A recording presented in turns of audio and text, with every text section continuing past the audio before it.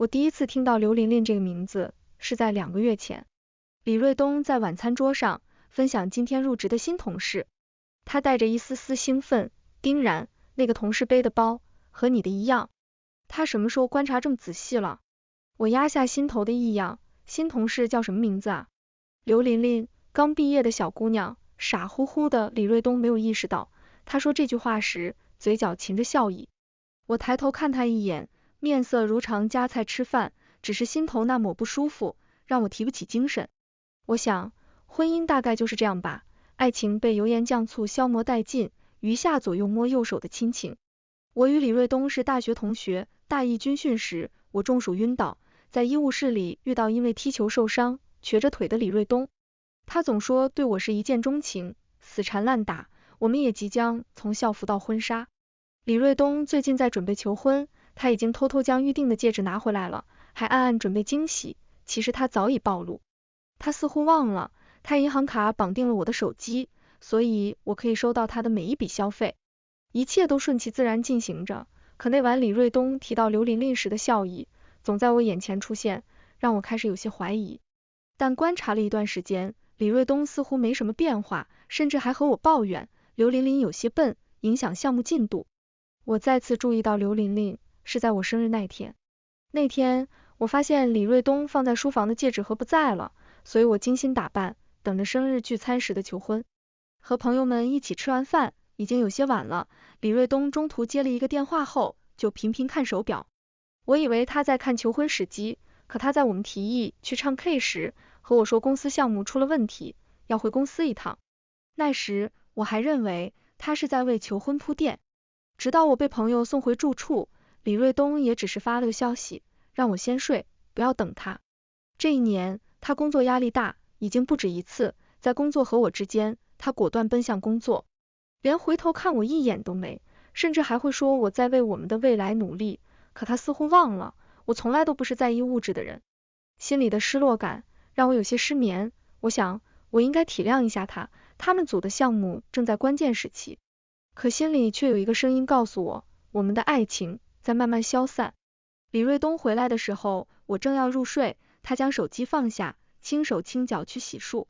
我酝酿的睡意被他手机连续的震动打断，直觉告诉我这个信息不简单。我直接解锁，看到了备注为刘琳琳的账号发来的3条信息。感谢老大今天的帮忙，大恩大德，无以为报，以身相许也可以，哈哈哈。开玩笑开玩笑，听说老大今天准备求婚的，抱歉，改天求婚时务必通知咱，气氛搞起来。还有，老大今天救场的样子，帅毙了。我将信息设为未读，默默翻身躺下。李瑞东和刘琳琳的聊天界面里，消息很多，并没有越界的言论，多是一些无关紧要的八卦新闻分享，但李瑞东回复得很认真。相比之下，我若在他工作时间发一些趣事分享，他一般只会说在忙，或者敷衍的发哈哈哈。我相信李瑞东还没有出轨，至少没有肉体出轨。但我反复思考了一夜，如果下次李瑞东求婚，我到底要不要答应？李瑞东洗漱上床后，看了半天手机，才打字回复。第3天，我才有机会再次看李瑞东手机，可他和刘琳琳的聊天记录已经清空了。在我掂量我们的感情时，李瑞东升职了，准备请项目组同事一起吃个饭。所以，我终于见到了刘琳琳。和我想象中的不同，这个小姑娘并不是像李瑞东所说的傻乎乎的样子。那天聚餐，她笑着夸我做饭好吃，尤其是红烧带鱼，特别美味。我每天都会早起，帮我和李瑞东准备午餐便当，也许她是在向我表明，他们一起吃午饭了。我笑笑没有说话，李瑞东满不在乎地说，丁然他就爱折腾吃的。我望着和同事互动的李瑞东，突然有些想不起来，我当初为什么会答应和他交往，是因为爱情吗？那晚，李瑞东喝得烂醉，在回去的路上，来回念叨要和我结婚的事情。我敷衍着他，到住处后，把他扔在沙发，便洗漱睡觉了。第2天，我是被李瑞东吵醒的。丁然，你就让我在沙发上睡了一夜啊。他乱糟糟的头发和呼出的过夜酒精发酵的味道，让我竟有些作呕。也许我们的爱情真的消失殆尽了。也是在那一刻，我决定要离开这个男人。我想，若我提分手，李瑞东定会纠缠不休，他最擅长如此。还有，他已经习惯和我在一起，作为一个计划严谨的人，李瑞东不会轻易出轨。所以，我需要一个昭告天下的机会，让李瑞东没有脸面再来找我。所以在他问我能不能多带一份便当给刘琳琳时，我知道我的机会来了。刘琳琳说你做饭好吃，她一个小姑娘也不会做饭，你多做一份，就当我们对她的照顾了。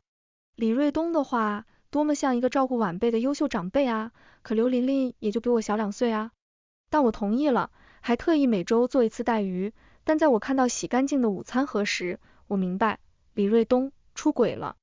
他们从认识到出轨不过短短2个月时间，显得我们这6年的爱情长跑像个笑话。今天竟然带回来了洗干净的午餐盒，不错吗？我盯着李瑞东假意夸奖。我没错过他脸上那一瞬间的不自然。他清了清嗓子，刘琳琳洗的，感谢我帮他带饭，正好省得你洗了。我笑了笑，没说话。他在撒谎，他们公司不允许在水池清洗餐具。这个事情还是去年他们公司的年会上，我听他同事闲聊知道的。所以，刘琳琳是在哪里洗的午餐盒？是不是顺便把李瑞东也洗了呢？如果说带便当是对我的试探，那这干净的午餐盒便是刘琳琳对我的挑衅，事情变得有趣起来了。我继续不动声色，甚至还会在看到干净的午餐盒时，夸赞一下刘琳琳的勤快。李瑞东不知出于什么心理，对我越发体贴起来。我盲猜是因为出轨而愧疚吧，亦或是膨胀的大男子主义，让他怜悯我这个毫不知情的女朋友。从我第一次看到洗干净的午餐盒，到收到刘琳琳添加我为好友的请求，也就1个多月而已。李瑞东已经带回了不少礼物，说是刘琳琳给我的回礼。我笑着收下了，假装看不出他们俩的猫腻。李瑞东除了上班时间，几乎都和我待在一起，这1个多月，连加班都少了。所以，他们的厮混时刻都是午休时间。刘琳琳似乎有些不满我的平淡，竟主动联系我，说想感谢我帮她准备的午餐，约我见面。她这么沉不住气，让我好奇心爆棚。我只说最近有些忙，之前的回礼都挺贵重，不用再特意感谢。但在看到她自顾自发来的时间地点时，我意识到刘琳琳见我一直没有动静，要自己主动捅破这层窗户纸了。她约我在李瑞东公司附近碰面，那是一家附带休息室的茶厅，在他们公司的午休时间。听说姐姐公司也在这附近，我们一起约个午饭吧。姐姐不会忙到连午饭都不吃吧？我看着刘琳琳发来的信息，不自觉笑了出来，这小姑娘有点意思。不过我最近确实很忙，我们公司在竞标一个国外的项目，而且还没到见面的时候呢，节奏这个事情还是得掌握在自己手中。我先答应准时赴约，还在晚饭时将这事分享给了李瑞东。你这同事挺好玩，也就1周帮他带1-2次饭，郑重其事给了回礼就罢了，还要特意约我见面。李瑞东打翻了汤碗，我将手边的抽纸递给他，继续说道，他好像只约了我。次日，刘琳琳在下午2点给我发消息，说最近要出差，等回来再约我。姐姐不要生气哦，李老大突然调我出差，男人是不是都这样，擅长变脸啊？我回了个微笑表情，看来刘琳琳暂时被李瑞东说服了，或者说服了。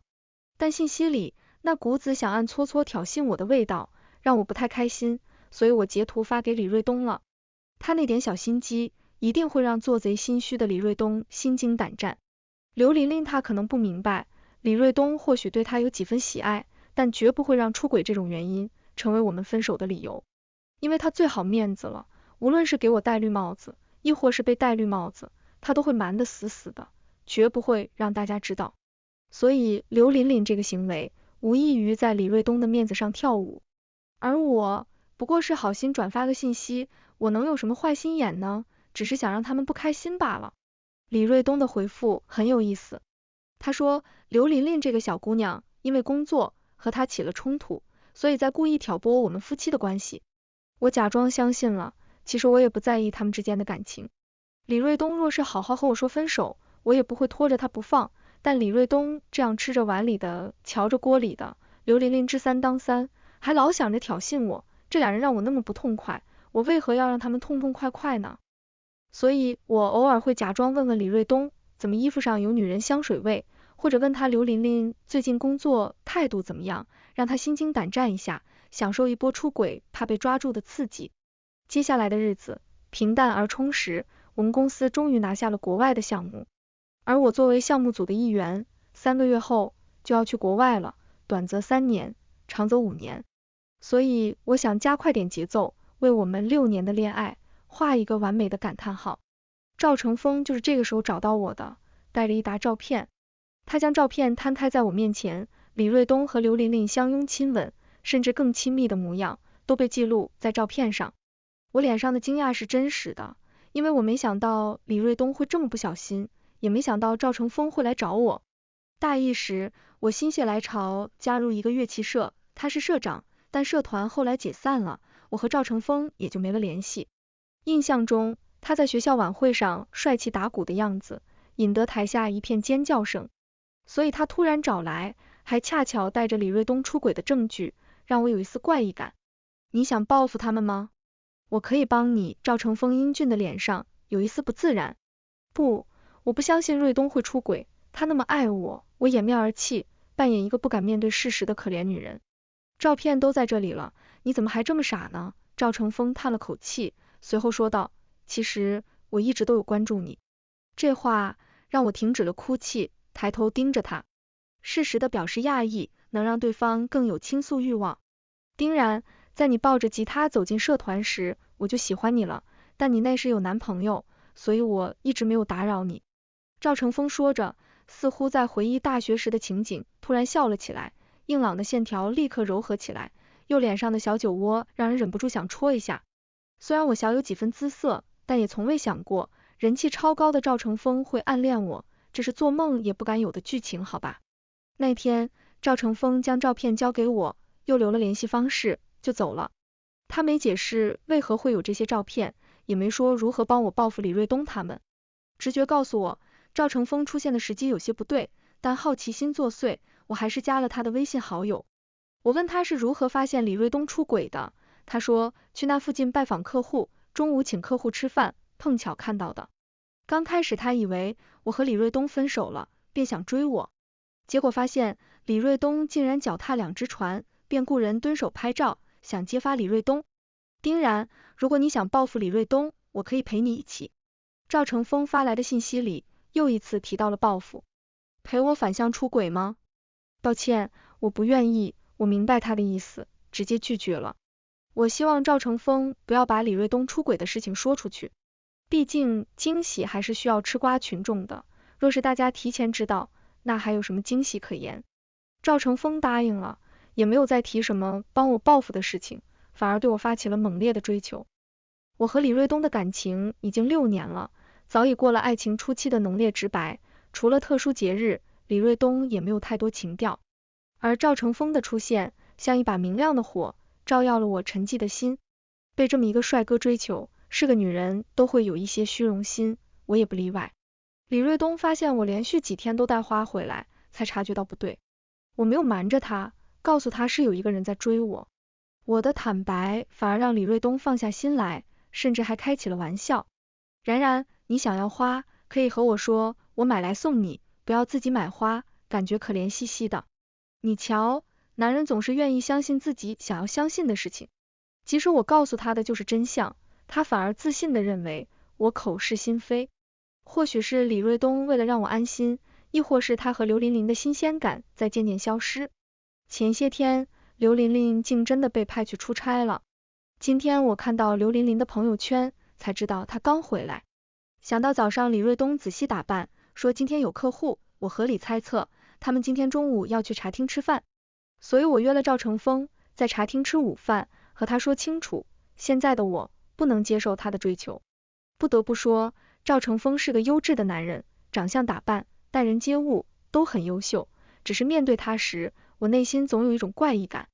所以今天的午饭，一方面是为了吓一吓李瑞东和刘琳琳，另一方面是想试探一下赵成峰。我们来晚了，李瑞东他们已经去休息室了。赵成峰看了眼手机，和我说道，没事，你雇的人还在蹲守。我好奇道。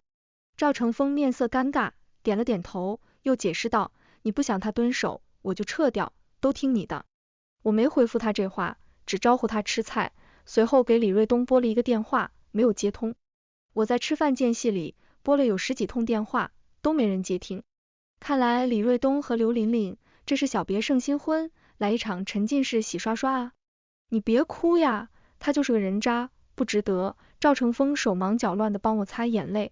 我本以为自己已经完全不在意李瑞东出轨的事情，可当我坐在这里，知道李瑞东就在茶厅高层里的某间休息室，抱着别的女人翻云覆雨，心中的气愤委屈涌上来，眼泪便控制不住往下落，还有些反胃，所以我起身去了卫生间。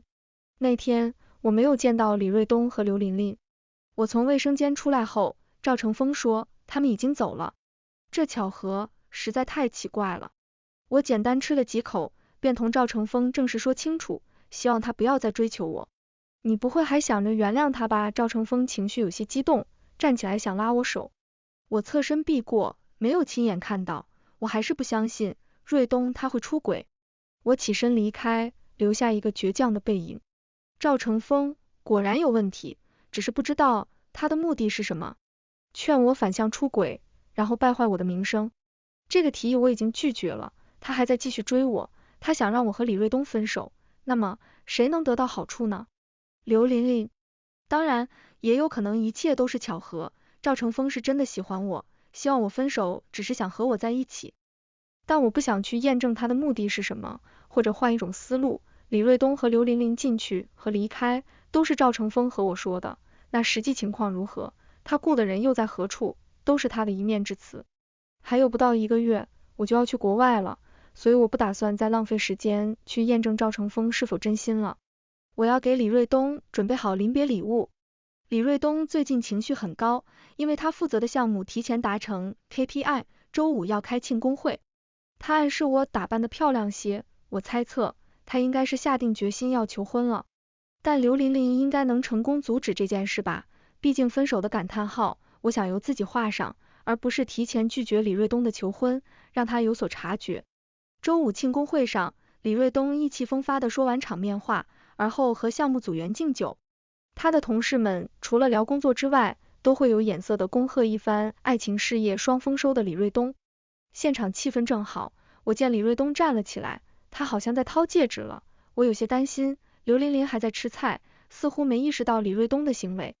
我轻咳了一声，瑞东，你少喝一点。果然，刘琳琳立马抬头，我相信她一定看到李瑞东左手拿了戒指。刘琳琳穿着一袭小白裙，站起来敬酒，特别感谢大家对我的照顾，尤其是李老大，让我成长很快。而后，她又举着酒杯，冲着我的方向，真羡慕姐姐和李老大的感情，不像我，被渣男骗财骗色。说着，她竟哭了起来，这眼泪说掉就掉，惹得一众同事都慌忙安慰。这样的气氛下，我看着李瑞东将戒指又放回了口袋。刘琳琳果然没让我失望，只是这位被影射为骗财骗色的渣男，脸色有些不太好。对于李瑞东，虽然我有恨有怨，但6年的感情，我也没想着让他在同事面前抬不起头来。我只是想让见证我们爱情之路的朋友们再次见证一下我们的结局。所以，我背着李瑞东联系了我们的同学朋友，说我想要给李瑞东一个求婚仪式，让他们配合我。我们拉了一个群，叫求婚计划，有负责拍摄记录的，有负责场地布置的，各司其职。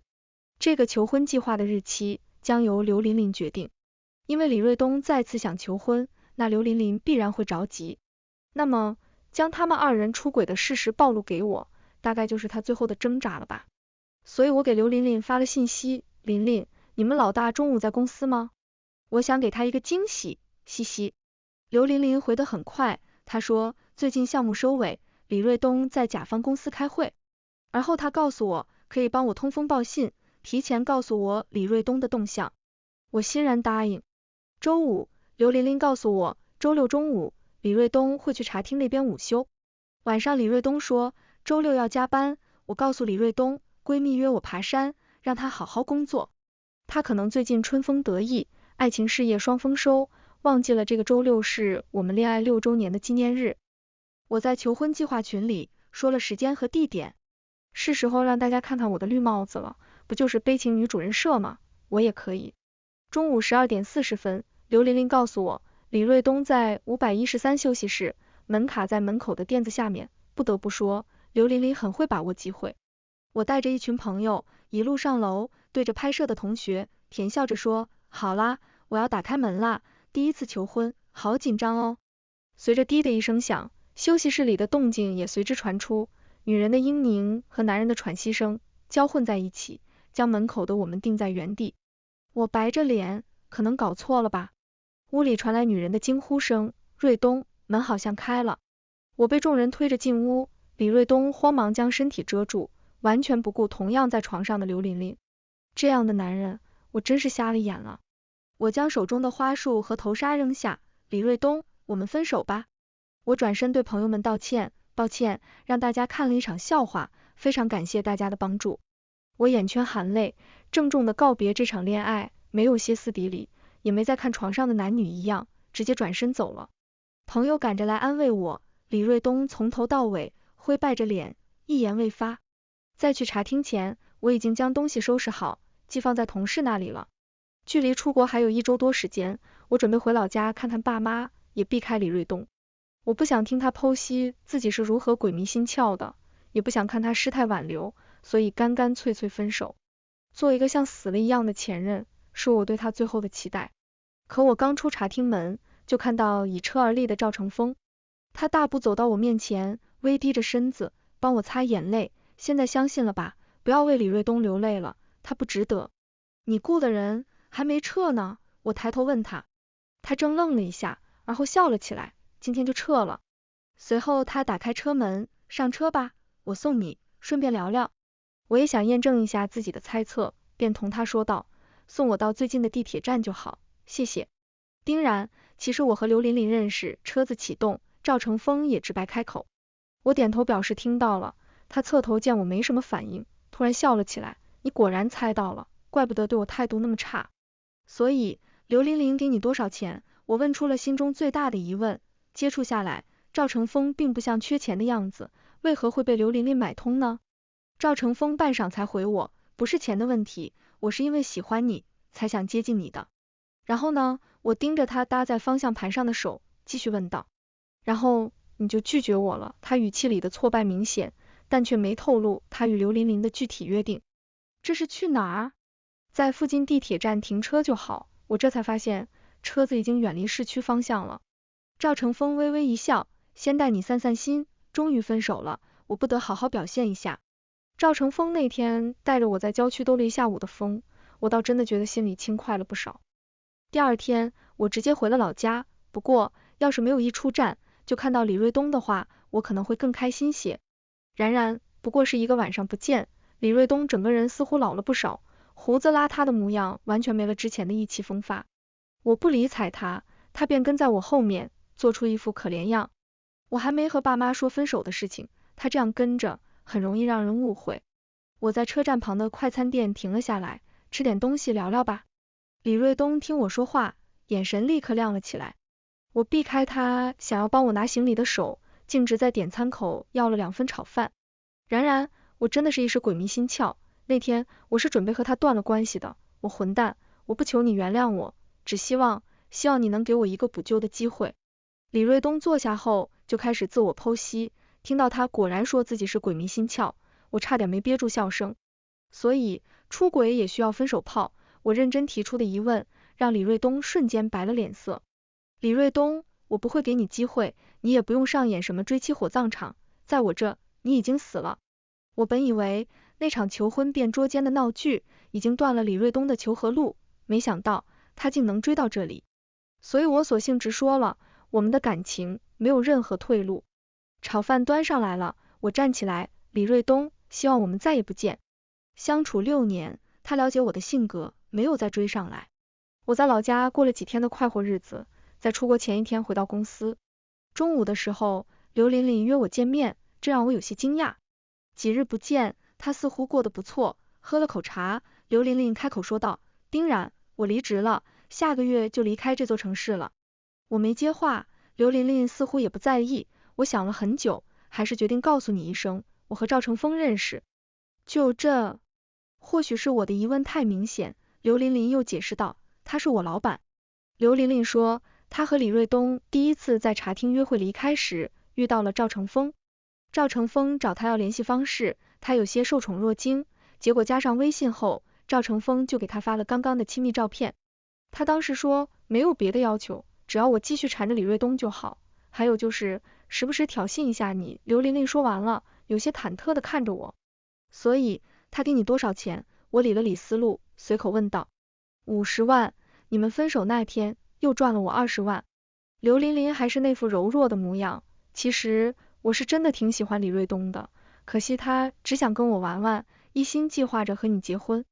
是啊，所以李瑞东渣的彻底，要是为了所谓的真爱出轨，我还能心理平衡些。那你就这样告诉我，不怕我败坏你的名声吗？我盯着刘琳琳笑意盈盈的眼睛问道。他眼中笑意更浓，你不会，而且我也要离开这里了，真的羡慕姐姐，被2个男人爱着，好福气呢。这熟悉的茶味，我也可以泡一杯，我才羡慕妹妹呢，从2个男人那赚了不少钱，不像我，被戴了绿帽子，却连损失费都没得到。说罢，我们都笑了起来。刘琳琳临走前告诉我，其实她刚开始真的喜欢李瑞东，但也没想去挑衅我。后来发现李瑞东只图新鲜，不打算和我分手，再加上赵成峰的鼓动，他才想刺激我。其实你已经不爱李瑞东了，对吗？刘琳琳这个问题让我突然警惕起来，盯着他看，没有回答。你也太谨慎了，好吧？赵成峰说了，问完这个问题，我们的雇佣关系就结束了。刘琳琳叹气道。果然是赵成峰，我挥手和刘琳琳再见，那你让他自己问我吧。中午见了刘琳琳，下班又看到李瑞东站在楼下，我就说几句话。然然见我转头要走，李瑞东连忙说，我带着他走到人少的路边，示意他快说，是有人雇刘琳琳来拆散我们的，然然就是之前送你花的那个人。李瑞东今日打扮精神了些，似乎又看到了希望。我知道我犯了错，所以我只是想提醒你，这个人心思叵测，你小心一些。打着为我好的幌子，在我身边晃悠，再慢慢熬到我心软。6年的时间，李瑞东的套路还是没有进步。这个事情和我们分手并没有冲突，所以不要再来找我了，我赶着去收拾东西，明天一早的飞机，所以干脆利索的说完就走。然然，我不能没有你。李瑞东竟然哭了，路人若有若无的视线让我愈发烦躁，脚下没停，直接打车离开了。李瑞东连一个合格的前任都做不到，太让我失望了。坐在出租车上，我将李瑞东的联系方式全部拉黑，顺便清理一下手机。在看到赵成峰的聊天界面时，我犹豫了下，没有清空。颜值高的好友躺在列表里也不错。我是在飞机落地后才看到的赵成峰的信息。你早就计划好了，却瞒着所有人，丁然，我更喜欢你了。看来他也是刚知道我出国，我还以为超能力可以无所不知呢。赵成峰接着又发来一条消息，期待见到你。我抬头看着机场玻璃反光里我带着笑意的嘴角。也许故事才刚刚开始，国外项目进展很顺利，只是我不太适合国外的食物，所以在赵成峰又一次来看我的时候，我提出了需求，想要一些调味品。他脸上笑意明显，丁然，你是在给我机会吗？我歪过头看他，可能吧，我到这3个月你都来10几趟了，你的饭碗没关系吗？赵成峰更开心了，酒窝深了一些，我的资产足够养你一辈子，不用担心。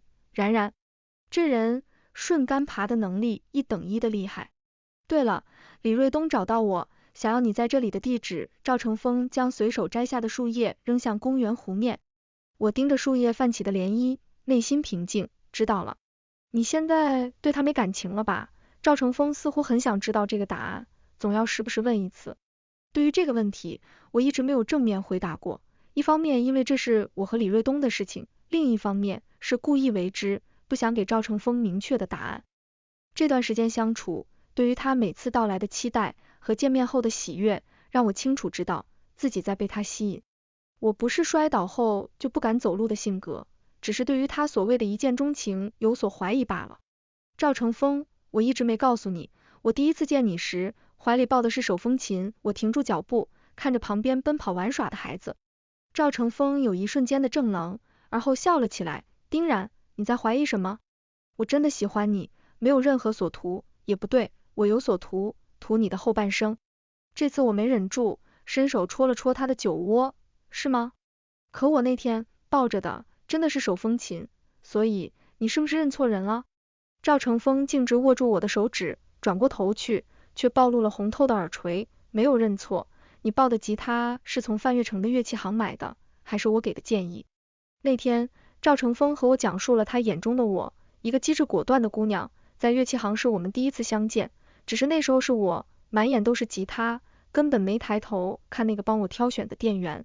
那家店是赵成风朋友开的，他偶尔过去帮忙，恰巧就碰到了我，一个看起来应该弹钢琴的长发女孩，却要买吉他。后来在社团见到我，他很惊喜，以为是缘分来了，结果看到李瑞东来接我，便歇了心思，只偶尔关注，见我们一路恋爱到毕业，就默默祝福了。那天赵成风和我说了很多，也剖析了自己的感情。丁然，我其实并没有结婚的想法，总觉得人生要做的事情很多，没必要找一个人分享。但在碰到李瑞东出轨的时候，大学里的怦然心动又再次突袭了我。赵成风临走时说，希望下次见面我可以给他一个答案。我想了很久，在和李瑞东恋爱的6年时间里，从热烈到平静，从事事有回应到冷淡敷衍，我可能没有勇气再去毫无顾忌的爱一个人。现在的我对于爱情有了盘算和计较，但如果赵成风能够回应，我也可以再试一次。只是我没想到，先带着调味品来看我的是李瑞东。他能找到我，这不奇怪，毕竟相处6年，他也认识我的同事。只是他看我的眼神有些复杂，似乎带着气愤。丁然，你早就和赵成风在一起了是吗？所以你故意给了我出轨的机会，你明知道我对刘琳琳有些不同，还做2份便当，你在引导我犯错吗？刘琳琳还收了赵成风的钱，他肯定是故意来勾引我的。再次相见，我只觉得陌生，他竟觉得错误都是别人的，也许他一直都是这样的性格，只是以前有感情滤镜，我没在意罢了。我不想和李瑞东争论这些，反而想起赵成风笑盈盈的模样。我没和赵成风在一起，但我此刻决定答应他的追求，谢谢你让我下定决心。说完，我便当着李瑞东的面打电话给赵成风。成风，我想见你，以女朋友的身份。我猜想赵成风会说等我之类的，没想到电话那头传来的是一阵笑声和此起彼伏的老板娘好的喊叫。赵成风的声音传来，带着笑意，女朋友，我刚刚误碰了扩音。和赵成风聊了一会儿，挂了电话我才发现李瑞东不知什么时候走了，带着调味品。这次肯定是最后一次相见了，我相信赵成风这个男人一定不会让李瑞东再单独见我了，毕竟刚刚我用女朋友的身份和他通话了。虽然给赵成风打电话这个行为有些突然，但或许爱情本就没有计划可言。只是第二天一早在门口见到捧着郁金香的赵成风，我还是有些害羞了。丁然，我将这束郁金香藏在身后多年，一直期待可以送给你。赵成风没提我电话里说的事情，将花放进我手里，便打开车门，准备送我上班。早上好，女朋友。刚坐到副驾的我，被这声迟来的招呼羞红了脸。明明之前可以坦然面对的人，捅破了窗户纸后，反而有些不敢看他。我盯着手中的郁金香，将想好的话说给他听。赵成风，我可能需要你千百次的回应，我的爱情里也掺杂着世故和技巧，所以这样的我是你喜欢的吗？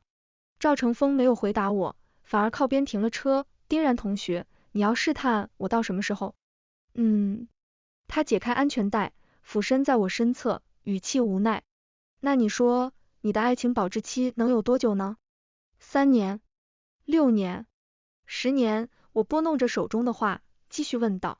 爱情是漫长岁月里最浪漫的情绪，如果你想知道，我可以和你一起探索答案。赵成风捏住我的手指，眼带笑意。我将手摊开，与他十指相扣。还有最后一个问题，李瑞东出轨这事，还有什么我不知道的吗？赵成风似乎就在等着我问他。然，我没有瞒着你的事情了，他的出轨，我只是推波助澜罢了。我示意他开车，可他扣着我的手不放。丁然，我不管你是一时兴起，还是被李瑞东气得失了理智，带上我的车就没有回头路了，现在你面前的路只通往婚姻，别的甭想了。我伸手戳了戳他侧脸的酒窝，点了点头，我知道啦，男朋友，再不开车我就迟到了。赵成风，岁月悠悠，我想和你一起试试爱情的保质期有多长。这个故事到这里就结束了，感谢您的收看。如果您喜欢这个视频，就给我点赞订阅一下吧。衷心祝您吉祥如意，万事顺心。